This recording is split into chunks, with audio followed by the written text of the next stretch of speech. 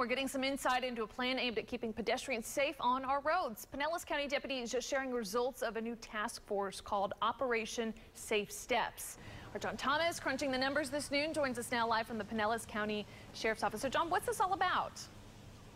Well, one of the things they did, it was a 4-week program. One of the things they did, Ashley, was handed out these warnings. Basically, it's a tip sheet with warnings like, hey, stay on the sidewalk. Now, that may seem kind of obvious, but when you hear the numbers when it comes to the number of pedestrians injured and killed, it's staggering. Is that over a 3-year period, 1,500 people died needlessly in Florida because they weren't crossing where they should have been, or our car didn't yield to them. The numbers are stunning. Pedestrian accidents on our roadways trending up in Florida. So in an effort to attack the problem, the Florida Sheriff's Task Force, a group of 18 sheriff's offices across the state, initiated Operation Safe Step, focusing on safety and education for motorists and pedestrians, on things like always use a crosswalk and pay attention to crossing signals.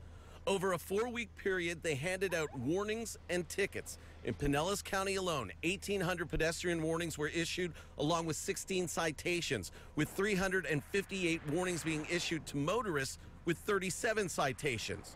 But now that the 4-week push is over, what next? Sheriff Gualtieri says in Pinellas County, they're going to continue with their effort because this is a problem that can be fixed.